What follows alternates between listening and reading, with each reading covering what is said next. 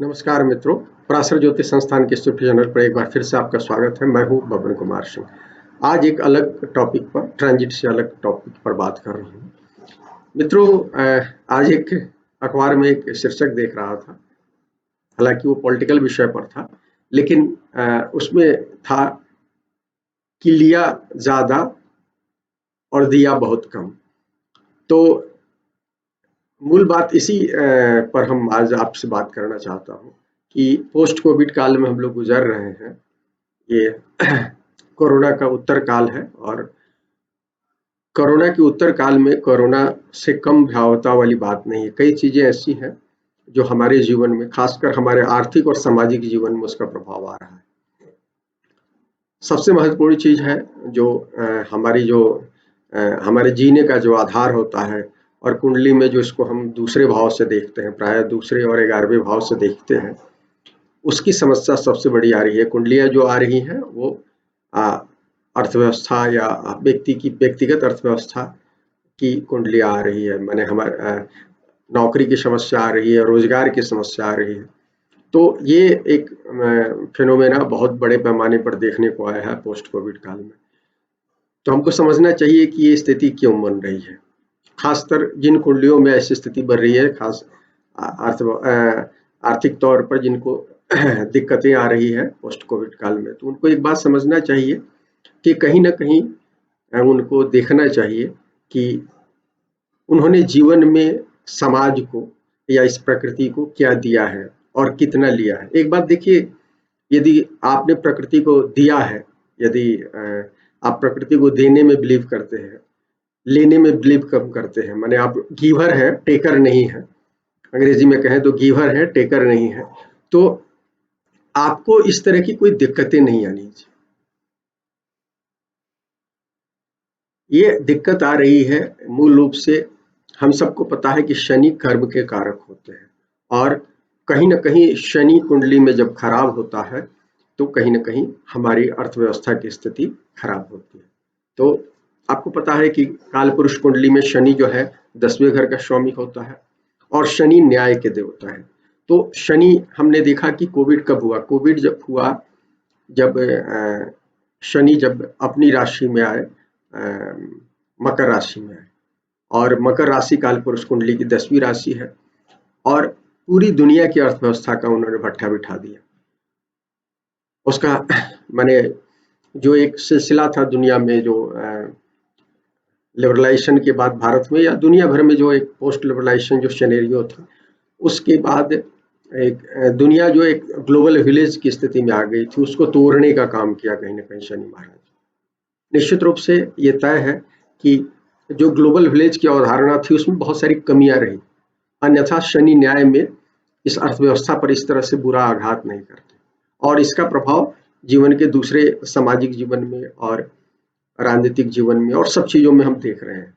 अर्थव्यवस्था जो है सबसे प्रारंभिक होती है, और इसीलिए सस्टेनेंस होता है। देखिए, हमारा दूसरा जो घर होता है काल पुरुष कुंडली में या हमारी कुंडली में दूसरा घर होता है, धन भाव का होता है। वो धन भाव क्या होता है, जब हम जन्म लेते हैं तो हमको इस धरा पर जीवित रहने के लिए माँ की दूध की जरूरत पड़ती है। तो उसी तरह से जब हम बड़े होते हैं तो हमको जरूरत होती है कोई किसी न किसी आर्थिक अवलंबन की, जिसके आधार पर हम अपना जीवन यापन कर सकें।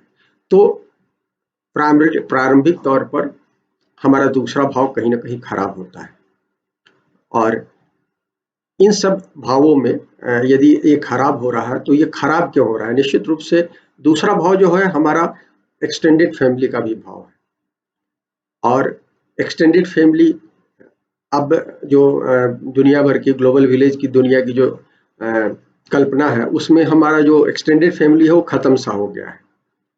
पहले हम गांव में रहते थे या हम छोटी कम्युनिटी में रहते थे, तो कम्युनिटी सर्विसेज एक स्वाभाविक रूप से था, और उस कम्युनिटी को तोड़कर हम शहरों में आए, और शहर में उस तरह की कम्युनिटी हमने बनाई नहीं। खासतौर पर जो फर्स्ट जनरेशन शहर में रह रहा है, उनके साथ ये बहुत बड़ी समस्या है कि उन्होंने कम्युनिटी नहीं बनाई। विकसित देशों में तुलनात्मक रूप से ये धीरे धीरे डेवलप हुआ है, और इसलिए दान देने की प्रथा बहुत ज्यादा है।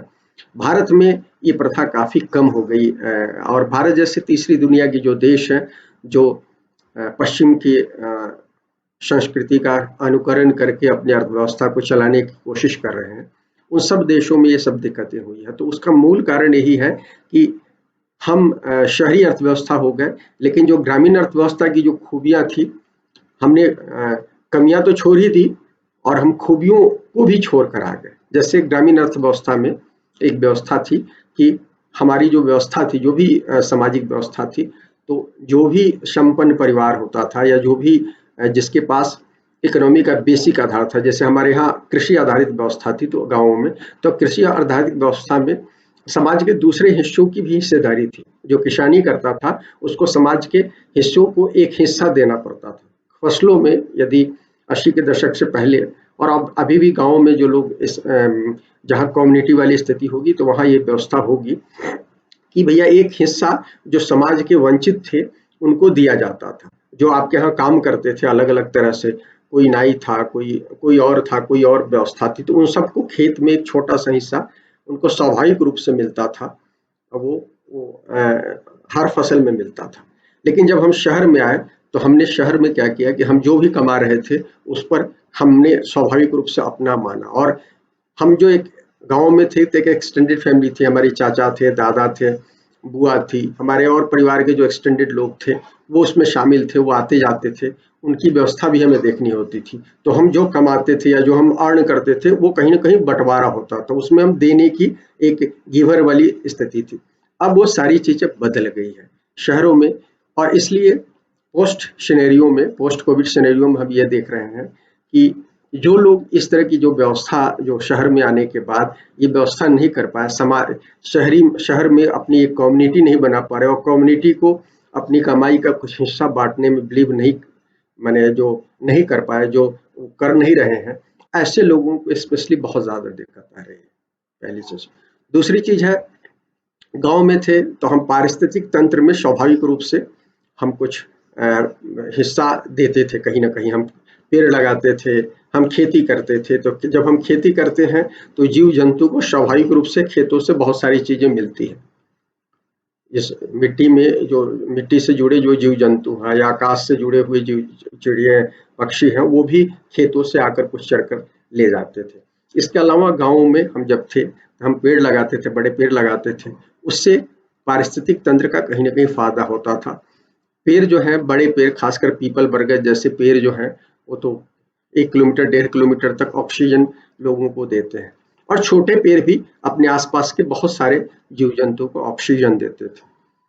और हमने क्या देखा, पोस्ट कोविड में ऑक्सीजन की कमी होती हुई देखी। क्यों देखी? कि शहर की बहुत बड़ी आबादी ने पेड़, चूंकि हमारे पास जमीन नहीं है, हम एक छोटे से मकान में रहते हैं, हम अपना दफ्तर जाते हैं, काम करते हैं, आते हैं, हमको मासिक वेतन मिलता है, उस आधार पर हम अपना ये करते हैं।